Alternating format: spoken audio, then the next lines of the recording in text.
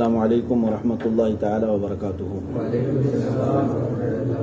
الحمد للہ وکفا وسلام علی حبیبہ المصطفیٰ، اما بعد فاعوذ باللہ من الشیطان الرجیم، بسم اللہ الرحمن الرحیم۔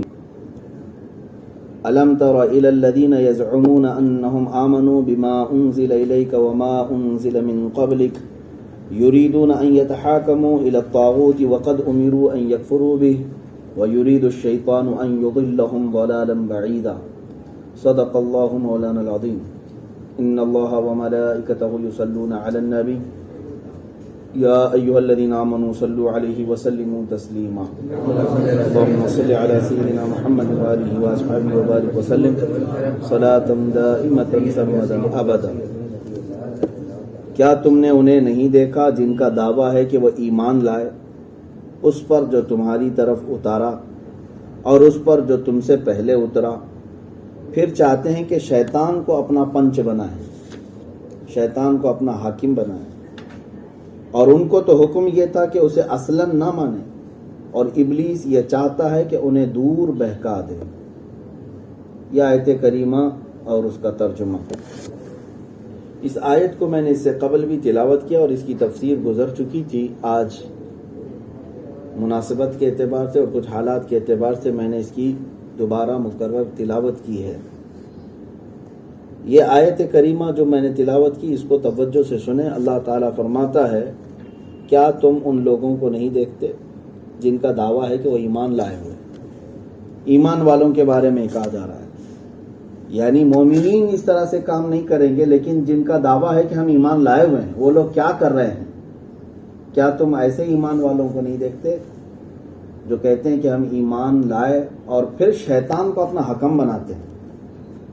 اللہ اس کے رسول کو چھوڑ کر، قرآن و حدیث کو چھوڑ کر حکم کس کو بناتے ہیں؟ شیطان، ابلیس لعین۔ جبکہ رب تعالیٰ فرماتا ہے وقد امروا ان یکفروا بہ، جبکہ ان کو تو حکم یہ تھا کہ شیطان کو بالکل نہ مانیں، اس کی پیروی نہ کریں، وہ تمہارا کھلا ہوا دشمن ہے۔ وَيُرِيدُ الشَّيْطَانُ أَن يُضِلَّهُمْ ضَلَالًا بَعِيدًا، شیطان تو چاہتا ہے کہ تمہیں بہت دور لے جا کر کے کسی گڑھے میں ڈال دے اور بہکا دے، گمراہ کر دے۔ یہ آیت نازل ہوئی تھی جس کا شان نزول یہ بتایا گیا ہے۔ حضور پاک صلی اللہ تعالیٰ علیہ وسلم کے زمانے میں ایک بشر نامی شخص تھا جو مسلمان ہونے کا دعویٰ تو کرتا تھا۔ اب یہاں انہی لوگوں کے بارے میں آئی ہے بات، منافقین کے بارے میں، جو یہ دعویٰ کرتے ہیں کہ ہم ایمان لائے ہوئے۔ اس کا جھگڑا ہو گیا تھا ایک یہودی کے ساتھ، یہودی کے ساتھ بشر نام کے مسلمان کا جھگڑا ہو گیا۔ تو جھگڑے میں یہ طے پایا کہ چلو کسی کے ہاں فیصلہ کرا لیتے ہیں۔ تو یہ جو بشر ہے تو مسلمان نام ہے، یہ کہتا تھا کہ کعب بن اشرف کے پاس جائیں گے۔ اور کعب بن اشرف کون ہے؟ یہودیوں کا سرگنا، مدینے کا، ان کا بڑا سردار۔ وہ کہتا ہے کہ یہ مسلمان ہو کر کہتا ہے کہ نہیں، ہم اس سے فیصلہ کرائیں۔ اور یہودی کو اچھی طرح سے معلوم تھا ان کا جو گرو گھنٹال ہے وہ رشوت خور ہے۔ کعب بن اشرف جو ہے پیسے لے کر کے فیصلے کرتا ہے اور مالداروں کو دیکھ کر کے ان کے حساب کے فیصلے کرتا تھا۔ تو جو یہودی تھا وہ منع کیا کہ نہیں، میں کعب بن اشرف کے پاس نہیں جاؤں گا، تو مسلمان ہے، چل محمد الرسول اللہ کے پاس جاتا۔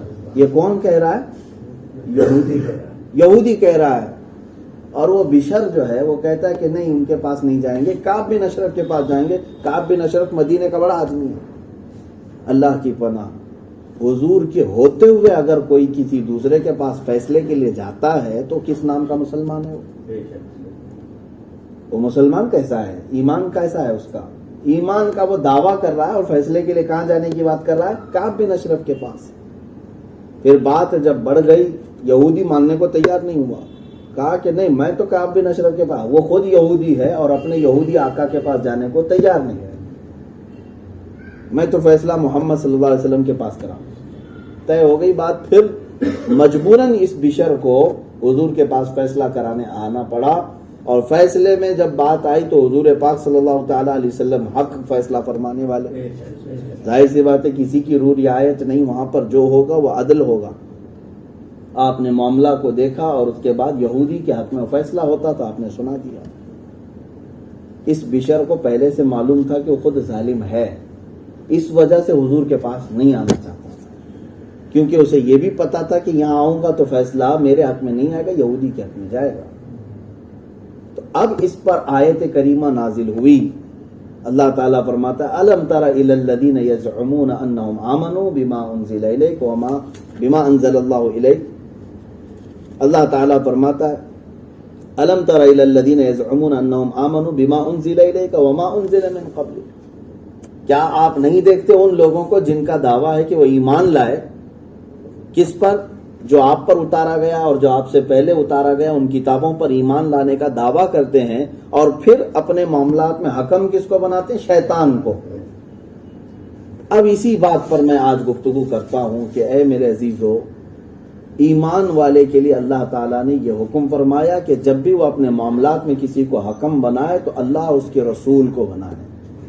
اللہ اس کے رسول کو حکم بنانے کا مطلب کیا ہے؟ اس زمانے میں قرآن کو اور حدیث کو، اور قرآن پاک اور احادیث کریمہ سے جو حکم تمہارے لیے دے دیا جائے سمجھ لو کہ وہ تمہارے لیے حرف آخر ہے، اس کے سامنے سر جھکانے کا نام ہی اسلام ہے۔ اسلام کہتے ہیں گردن جھکانا، کس پر؟ اللہ اس کے رسول کے حکم کے آگے۔ اب حالات ایسے ہو گئے ہیں کہ لوگ اپنی طبیعت کے مطابق فیصلے کرانے کے لیے لوگوں کو ڈھونڈتے ہیں، کہاں میری طبیعت کے مطابق مجھے فیصلہ مل جائے، قرآن و حدیث کو نہیں۔ اور جب اس طرح کی چیزیں آئیں گی تو پھر اللہ تبارک و تعالیٰ اس قوم کو ذلیل کر دیتا ہے۔ وہ آج ہم حالات دیکھ رہے ہیں کہ جب اللہ اس کے رسول صلی اللہ تعالیٰ علیہ وسلم کو چھوڑ دے اور پھر اپنی طبیعت کے مطابق فیصلے لینے کے لیے جائیں تو ایسے ایسے دروازوں پر کھڑے ہونا پڑتا ہے جن سے آپ بات بھی نہیں کرتے کبھی، فیصلے لینے کے لیے ایسے لوگوں کو آپ کو مسند پر بٹھانا پڑتا ہے۔ تو یہ ساری چیزیں ذلت اور رسوائی کا سبب ہے آپ کے لیے۔ آج کے جو حالات ہیں اس میں ہم دیکھ رہے ہیں کہ اس میں غلطی امت کی بھی ہے، قوم کی بھی ہے، کہ جن لوگوں کو سرکردہ بنایا گیا، جن لوگوں کو لیڈر بنایا گیا، جن کو حکم بنایا گیا، یہ آپ سے بھی سوال ہوگا قیامت کے دن، سوال ہوگا جس کو تم اپنا سربراہ اور اپنا رہنما بنا کر کے اس کو حکم بنا کر کے اوپر تک لائے تھے تو کس بنیاد پر لائے تھے؟ حضور پاک صلی اللہ تعالیٰ علیہ وسلم جب اس دار فانی سے رحلت فرما گئے تو امت کو کس حال پر چھوڑا تھا؟ خلافت جو چلی ہے وہ کس بنیاد پر؟ کیا پیسے کے بنیاد پر ووٹنگ کر کے لوگ خلیفہ بنا چکے تھے؟ کیا یہ دیکھ کر کے کہ اس کا بیک گراؤنڈ بہت مضبوط ہے، اس کا خاندان ہے، اس اعتبار سے بنایا گیا تھا؟ بلکہ خلافت جو ہے چلی تو رسول پاک صلی اللہ تعالیٰ علیہ وسلم سے سب سے زیادہ جس کی قربت رہی، جو رسول پاک صلی اللہ تعالیٰ علیہ وسلم کے لائے ہوئے دین پر سب سے زیادہ کاربند رہا، وہ اسی طرح سے خلافت کے تخت پر فائز ہوتا رہا۔ مسلمانوں کا یہ شیوہ رہا، یہ طاقت اور قوت اور یہ اس طرح سے زور زبردستی سے حاصل کرنے والی چیز یزید کے بعد سے شروع ہو گئی، اور آج تک بہت سارے علاقوں میں یہ معاملات چل رہے ہیں۔ تو مسلمانوں کو جب تک یہ بات سمجھ میں نہیں آئے گی اس وقت تک ذلت اور اس رسوائی ان کا مقدر بن جائے گی۔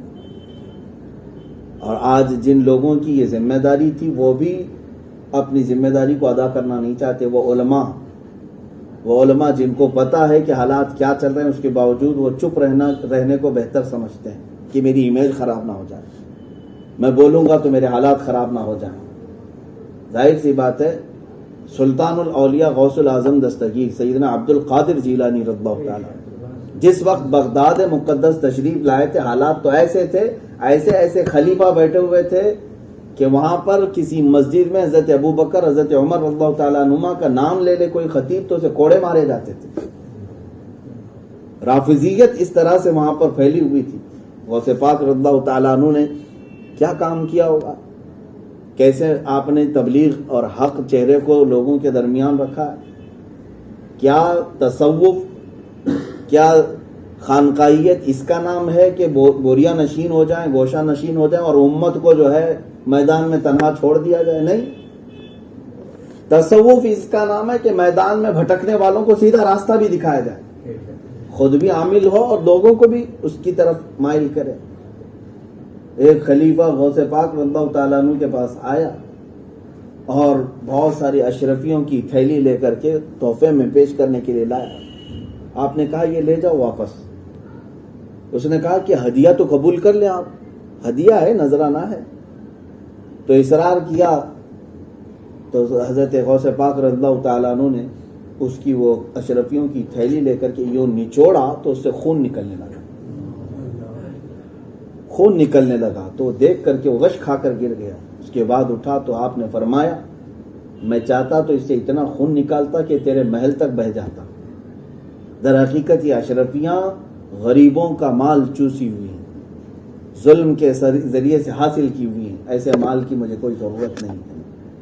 تو یہ بے نیازی کا عالم تھا اولیاء کاملین کے اندر, اور غوث پاک رضی اللہ تعالیٰ عنہ نے یہ ثابت کر دکھایا کہ وقت کا کوئی خلیفہ کیوں نہ ہو, اگر ظلم کے ساتھ وہ قائم ہے تو پھر اس کا ایک سکہ بھی قبول نہ کرو, اور اگر وہ برا مانتا ہے تو مانے. حضرت فضیل بن عیاض رضی اللہ تعالیٰ عنہ خلیفہ ہارون رشید, حالانکہ خلیفہ ہارون رشید کا معاملہ کوئی ایسا نہیں تھا کہ ظالم بادشاہوں میں شمار ہوتا ہو. بہت سارے نیک سلاطین میں خلیفہ ہارون رشید کا نام آتا ہے. وہ اکثر اولیاء بزرگان دین کا بڑا خدمت گزار رہا اور ان سے دعائیں بھی لیتا رہا. فضیل بن عیاض کو بلایا اپنے دربار میں, کہا کہ آپ کچھ نصیحت فرمائیں. نصیحت کیا, کہا کہ اگر آپ کی کوئی حاجت ہے تو بتائیں. کہا ایک ہے میری حاجت, کیا آپ پوری کریں گے؟ خلیفہ ہارون رشید نے کہا میری طاقت اور استطاعت میں جو ہے میں پوری کروں گا. فضیل بن عیاض رحمۃ اللہ تعالیٰ نے کیا فرمایا جانتے؟ فرماتے میری حاجت یہ ہے کہ آج کے بعد دوبارہ زندگی بھر کبھی آپ اپنے سلطنت کے اس محل میں مجھے نہ بلائیں. تو خلیفہ وقت ہے, بادشاہ وقت. یہاں تو لوگ جو ہے دامن ڈھونڈنے کی کوشش کر رہے ہیں کہ ان کے دامن میں ان کو پناہ مل جائے. کوئی وقت کا حاکم ہے تو اس سے سانٹ گانٹ کرنے کی کوشش میں کئی لوگ دین بیچ رہے ہیں. آج حالات یہ دیکھنے کو مل رہے ہیں. ہاں بھائی اس کے پاس آج تخت ہے, آج حکومت ہے, نیتا ہے, یہ فلاں ہے, ممبر آف پارلیمنٹ ہے, ذرا اس سے بھی رشتے ہموار کر لیے جائیں, کچھ ہو جائے گا. امام غزالی رحمۃ اللہ علیہ نے لکھا ہے وہ عالم جو دنیا دار اور اس طرح کے لوگوں کے پاس صرف اس لیے جاتا ہے کہ وہاں سے مجھے کچھ مال مل جائے گا, معاذ اللہ. امام غزالی فرماتے ہیں وہ اس مکھی سے زیادہ غلیظ ہے جو پخانے پہ بیٹھتی ہے. اس مکھی سے زیادہ غلیظ ہے. اس کی وجہ یہی بتائی گئی کہ اس کے پاس اللہ نے دین امانت کے طور پر بھیجا. حق بات رکھو, کسی کے سامنے تم اگر ظلم دیکھ رہے ہو تو اس کے بارے میں اس کو آگاہ کرو. میرے آقا صلی اللہ تعالیٰ علیہ وسلم کی یہی حدیث پاک تو ہے. اللہ کے نبی صلی اللہ تعالیٰ علیہ وسلم نے ارشاد فرمایا انصر اخاک الظالم والمظلوم, تم اپنے بھائی کی مدد کرو وہ ظالم ہو کہ مظلوم ہو. مظلوم کی مدد کرنا تو سمجھ میں آتا ہے کہ اس کے اوپر ظلم ہو رہا ہے, اس کو بچانا چاہیے. ظالم کی مدد کیسے کریں گے آپ؟ ظالم کی مدد کیسے ہوگی؟ فرمایا گیا کہ ظالم اگر وہ تمہاری قوم کا ہے, ظلم کر رہا, تو اس کو اس ظلم سے روکنا ہی اس کی مدد ہے. ظالم ظلم کر کے دوزخ میں جائے گا, کم سے کم اس کو ظلم سے بچاؤ. جو تمہارا بھائی ہے آج ظلم کر رہا. آج یہ ظالموں کے متعلق بولنے کے بارے میں علماء سے گزارش کروں گا. حالات اس قدر آج پیچیدہ نظر آ رہے ہیں. کیا آپ کے سامنے اخبارات نہیں ہیں کہ ہمارے وہ علماء جو آج جیلوں میں بند ہیں, جن کو بغیر کسی جرم کے جیلوں میں سڑایا جا رہا ہے 7-7, 8-8 مہینے سے. کس بنیاد پر؟ کہ یہ لبیک یا رسول اللہ کا نعرہ لگاتے ہیں, اور کرسیوں پر بیٹھے ہوئے وہی لوگ ہیں جو اپنے آپ کو ایمان والا ہونے کا دعویٰ کرتے ہیں. حضور پاک صلی اللہ تعالیٰ علیہ وسلم کی شریعت طاہرہ کی قسمیں اٹھاتے ہیں. علماء ربانیین کے ساتھ یہ ظلم کس بات کا؟ ان لوگوں کو کھلے سانڈ کی طرح چھوڑا گیا ہے جو پورے معاشرے میں جرم پھیلاتے ہیں, 2 نمبری کاروبار کرتے ہیں, زانی ہیں, شرابی ہیں, جواری ہیں, ان کو تو چھوڑا گیا ہے. وہ علماء جو مصطفیٰ کریم کے نظام کی بات کریں ان کو جیلوں میں ٹھونس دیا جاتا ہے. یہ ظلم نہیں ہے؟ تو یہ در حقیقت ظلم کرنے والے جب تخت پر بیٹھے تو اب ذمہ داری امت کی کیا ہوتی ہے؟ امت کے جو دیگر علماء آج آزاد ہیں ان کے اوپر دوہری ذمہ داری کہ یہ ان کو ظلم سے روکیں جو حاکم آج ظلم کر رہے ہیں. اور اگر آپ یہ سوچتے ہیں کہ یہ بہت نعرے لگاتا تھا اندر چلا گیا اچھا ہوا اس کے ساتھ، تو انتظار کرو یہ ظالم تمہارے ہاتھ تمہارے گھر تک بھی پہنچے گا. یہ ظلم کی چنگاریاں، یہ آگ کی چنگاریاں تمہاری خانقاہوں کو بھی جلا دیں گی، تمہارے مدرسوں کو بھی جلا دیں گی. جو لوگ سیف سائڈ رہنے کی بات کرتے ہیں کہ ہم تو ان معاملات میں نہیں آنا چاہتے، یہ سیاسی معاملات ہیں، اس میں ہم بولنا نہیں چاہتے. سیاسی معاملات ہیں، امت پر ظلم ہو رہا ہو اور امت پر کوئی ظالم بیٹھا ہو، اس کے خلاف آپ نہیں بولیں گے. یہ آج کے پیچیدہ معاملات میں علماء سے گزارش کرتا ہوں کہ جس کو بار بار اقبال نے کہا تھا، نکل کر خانقاہوں سے ادا کر رسم شبیری، خانقاہوں سے نکل کر کے ادا کرو اب رسم شبیری، یعنی حسین اعظم رضی اللہ تعالیٰ عنہ کی ان کی کردار کو ادا کرو. آج اگر کوئی یزید ظلم مچا رہا ہے ہر جگہ پر تو آپ کو آج آواز اٹھانے کی ضرورت ہے. اور امام اعظم ابو حنیفہ رحمۃ اللہ تعالی علیہ کا ایک قول میں نے پڑھا، بڑا اچھا لگا، اور امام حسین سے بھی منسوب مجھے پہلے ملی تھی یہ بات کہ ظالم تو ظلم کرتا ہے وہ برائی ہوتا ہے، لیکن امام اعظم فرماتے میرے نزدیک اس سے بڑا ظالم وہ ہے جو ظلم سہ کر خاموش رہتا ہے اور یہ سمجھتا ہے کہ جو ہے حالات خراب ہیں اس لیے ہم لوگوں کو اپنے سیف سائڈ رہنا چاہیے، کچھ بولنا نہیں چاہیے. تو ایسے بزدلی کے ساتھ موت آ جانا میں سمجھتا ہوں اس سے بہتر ہے کہ حق بات کہہ کر کے ظالموں کو ان کے ظلم کے متعلق بتا کر کے آگاہ کر کے دنیا سے جاؤ تو سرخرو ہو کر کے جائیں گے.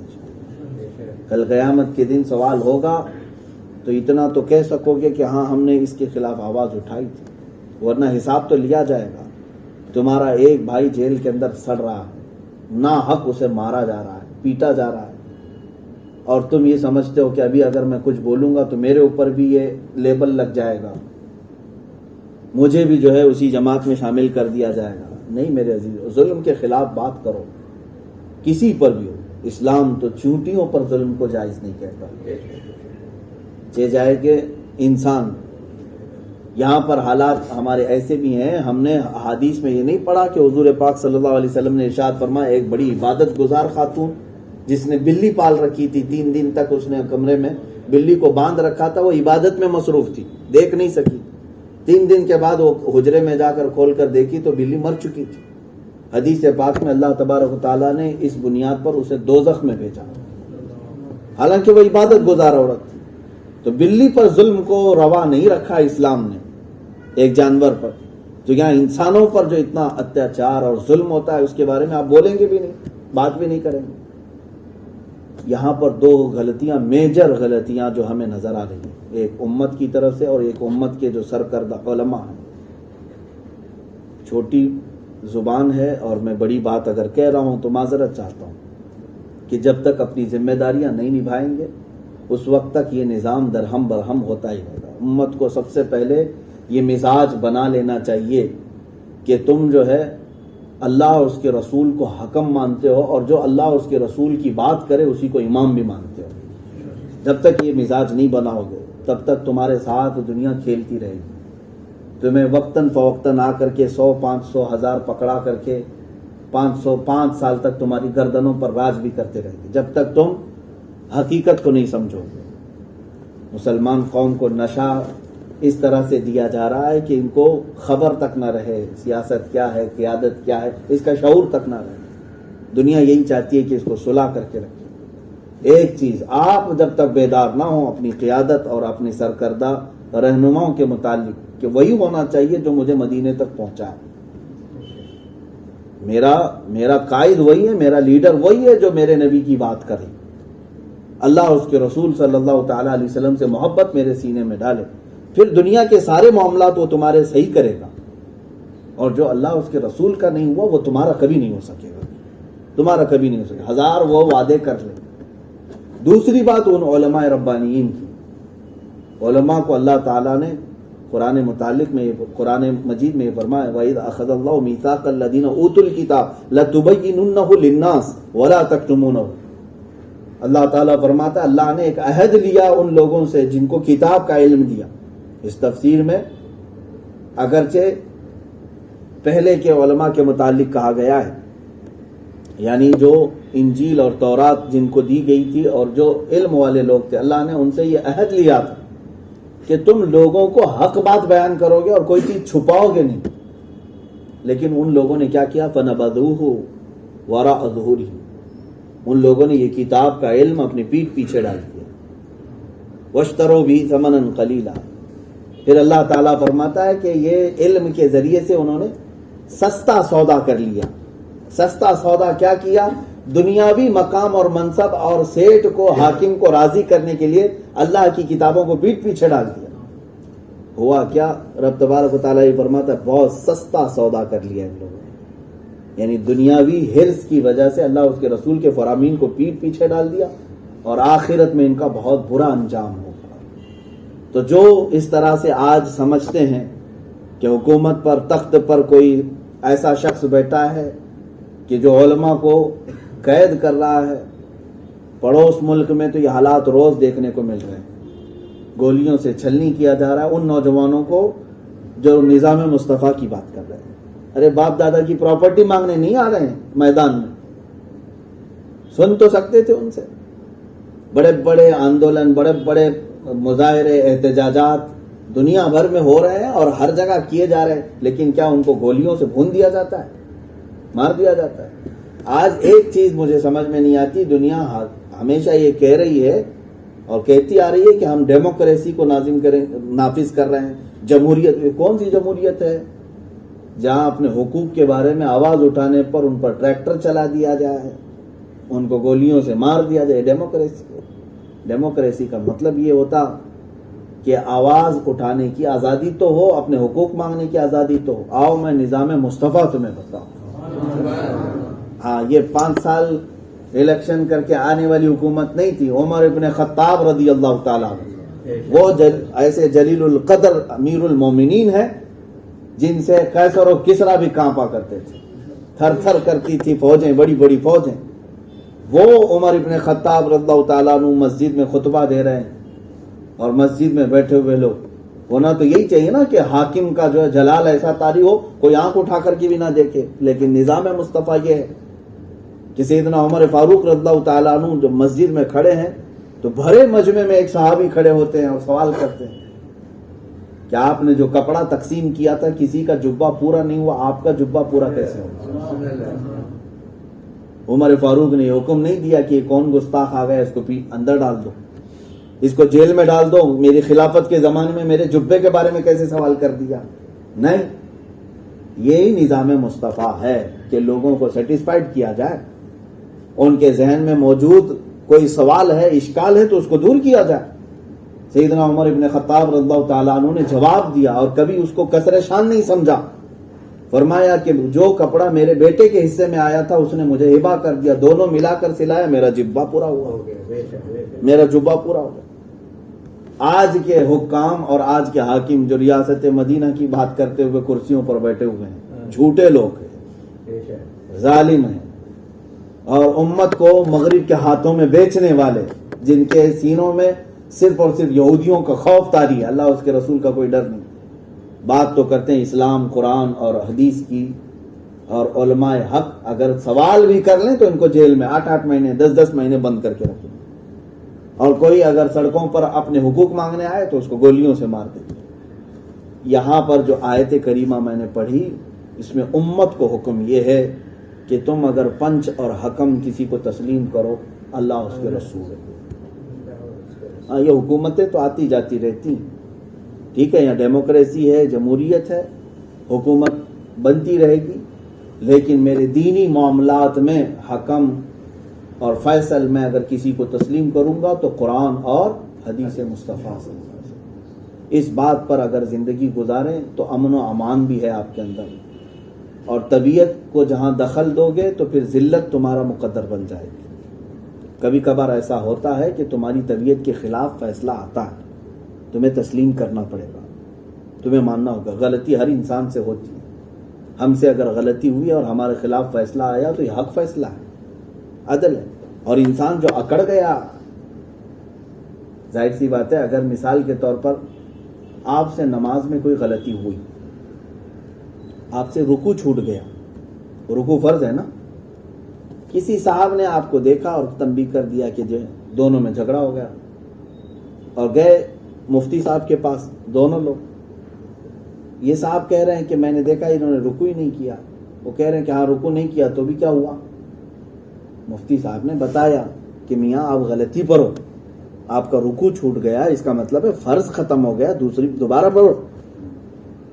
تو آپ ضد آ گئی اس کو کہ نہیں یہ مفتی غلط ہے، میں اس کی تھوڑی نہ مانتا ہوں، میری تو نماز ہو رہی ہے۔ یہ اکڑ، یہ غرور، یہ انسان کو ذلت و رسوائی کی طرف لے جاتی ہے۔ تم جو ہے مفتی کی نہیں مان رہے تھے، وہ مفتی تمہیں اللہ اس کے رسول کا حکم سنا رہا تھا، اللہ اس کے رسول صلی اللہ تعالی علیہ وسلم کے متعلق تمہیں بتا رہا تھا۔ مان لیتے تو طبیعت کا دخل نہیں ہوتا، شیطان رسوا ہوتا اور اللہ تمہیں عزت بخشتا۔ وقتی طور پر کبھی دل ایسا کرتا ہے کہ نہیں مان، میں اس کی کیوں سنوں، لیکن یہ دھوکہ ہے، شیطان یہی چاہتا ہے، وَيُرِيدُ الشَّيْطَانُ أَن يُضِلَّهُمْ ضَلَالًا بَعِيدًا۔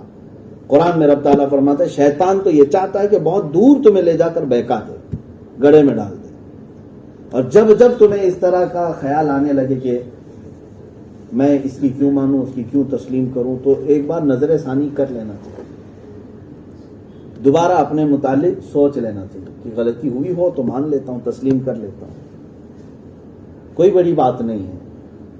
میرے عزیزو، آج ان حالات میں جو ہم دیکھ رہے ہیں کہ اکثر عوام کا بھی یہی حال ہو گیا کہ اپنے فیصلوں کے لیے ایسے گنڈوں کو بیچ میں بٹھاتے ہیں جو مانڈولی کرتے ہیں۔ ہاں، وہ بندر دو بلیوں کا فیصلہ کرنے بیٹھا ہے، مسکے پر بلیوں کے جھگڑے ہو گئے، 50 گرام مسکا ملا تھا، دونوں بلیوں میں جھگڑا ہو گیا، اور یہ بلیوں کی غلطی کیا ہے؟ بندر کو فیصل لگا۔ مشہور ہماری کتاب میں بچپن میں ہم نے پڑھا تھا، بندر آیا اور کالی بلی اور سفید بلی کے درمیان فیصلہ کرنے بیٹھا، ترازو لے کے بیٹھ گیا، کہا کہ دونوں میں برابر برابر بانٹ کے دوں، تو مسکا تھوڑا ادھر رکھا تھوڑا ادھر رکھا، ترازو میں ادھر تھوڑا ہو گیا، کہا یہ زیادہ ہو گیا، کھا لیا۔ پھر ادھر کا پلہ جو ہے نا زیادہ ہونے لگا، کہا یہ زیادہ ہو گیا، کالی بلی کو زیادہ چلا جائے گا، اس میں کھا لیا۔ وہ ترازو میں ادھر سے کبھی زیادہ ہوتا تھا کبھی ادھر سے زیادہ ہوتا تھا، اتنا اتنا وہ کھاتا گیا، اور بعد میں ترازو کے پلے صاف ہو گئے، اور کالی بلی سفید بلی سے بندر کا منہ دیکھتے رہ گئے، مسکا تو نہیں ملا اور کھا گیا بندر پورا۔ تو یہاں غلطی بندر کے فیصلہ کرنے کی وہ بعد کی ہے، بلیوں کی غلطی ہے کہ تم نے بنایا کس کو حاکم، فیصل اور حاکم تم نے جس کو بنایا، تمہارے ساتھ یہی ہونا تھا۔ تو آج جو لوگ رو رہے ہیں کہ ہمارے ساتھ ایسے معاملات ویسے معاملات، تو اس کے ذمہ دار تو آدھے سے زیادہ آپ خود ہیں کہ بندروں کو کیوں سروں پر بٹھایا ہے۔ جب تم بندروں کو سروں پر بٹھاؤ گے تو تمہارا سارا مسکا تو یہ کھا ہی جائیں گے۔ ظاہر سی بات ہے، تمہارے درمیان فیصلہ کرنے کے لیے جو بندر بیٹھے ہوئے ہیں وہ مسکا کھا ہی رہے ہیں، کبھی ریلوے بیچ کر کے، کبھی پلین بیچ کر کے، ساری چیزیں تو آپ دیکھ ہی رہے ہیں کہ یہ سارے مسکے کھا رہے ہیں۔ غلطی حکومت کرنے والے کی بعد میں ہے جو غلط کر رہا ہے، پہلے ان لوگوں کی ہے جنہوں نے اپنی گردن پر بٹھایا اور اپنے کندھوں پر بٹھایا۔ اس لیے اصلاح یہاں سے ہونی چاہیے۔ جب تک تمہارے اندر شعور نہیں بیدار ہوگا تب تک اوپر کی اصلاح ہونا بہت مشکل ہے۔ اسی لیے قرآن پاک میں رب تعالیٰ فرماتا ہے ان اللہ لا یغیر ما بقوم حتی یغیروا ما بانفسہم، بے شک اللہ تعالیٰ اس قوم کی حالت کبھی نہیں بدلتا جس قوم کو خود اپنی حالت بدلنے کی فکر نہ ہو۔ جب تک تم خود اپنی تبدیلی نہیں کرو گے پھر یہ سوچتے رہو گے کہ بدل جائے گا، ایسا نہیں ہوتا۔ بدلو اپنے ہاتھ سے، اور چاہے مٹھی بھر ہی کیوں نہ ہو، تھوڑے سے بھی ہوں، انقلاب ایک سے آتا ہے۔ حق بولنے والے اگر ہزاروں کی تعداد میں نہ ہو تو کوئی فرق نہیں پڑتا، ایک حسین کھڑا ہو جائے وہ کافی۔ اسلام زندہ ہوتا ہے ہر گھر میں۔ ہاں، ایک حسین اعظم کے کردار کو لے کر کوئی کھڑا ہو تو پھر وہ صدیوں تک گرم رہتا ہے، صدیوں تک گرم رہتا ہے۔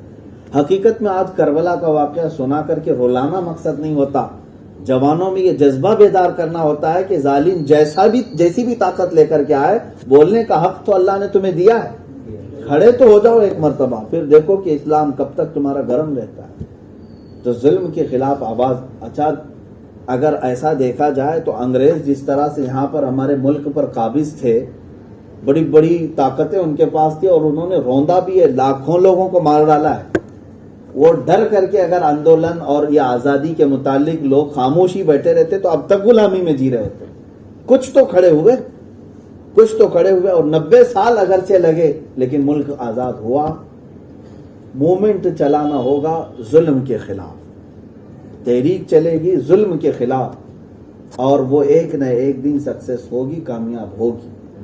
اسی وجہ سے میں آپ کو صرف اور صرف یہ بات کہنے کے لیے حاضر آیا کہ اپنے آپ کو بیدار کرو، چاہے اکیلے سے کیوں نہ ہو، اور کبھی یہ مت سوچنا میرے اکیلے سے کیا ہوتا ہے، ہمیشہ یہ سوچنا میرے سے کچھ نہیں ہوتا، رب تعالیٰ جو چاہے وہ ہو ہی جاتا ہے۔ اگر اللہ تبارک و تعالیٰ کو منظور ہے تو وہ ایک سے ہی پورا انقلاب لائے گا، اور ایک کب 1000 بنتے ہیں اور 1000 کب لاکھ بنتے ہیں یہ تمہارے وہم و گمان میں بھی نہیں ہوتا۔ وہ اللہ تبارک و تعالیٰ کی شان اور اس کے ذمہ کرم پر چھوڑ دو، لیکن اپنی ذمہ داری نبھاؤ کہ ظلم کے خلاف ہمیں ہمیشہ تیار ہونا چاہیے، اور دوسری بات کبھی ظالموں کا سپورٹ کرتے ہوئے خاموش نہیں رہنا چاہیے، چاہے وہ حاکم ہو، چاہے وہ گھر کا کوئی فرد ہو، چاہے وہ تمہارا عزیز دوست ہو، چاہے کوئی ہو۔ ظالم کے خلاف خاموشی اختیار کرنا بھی ظلم ہے، اس کو اس کے ظلم سے آگاہ کرو۔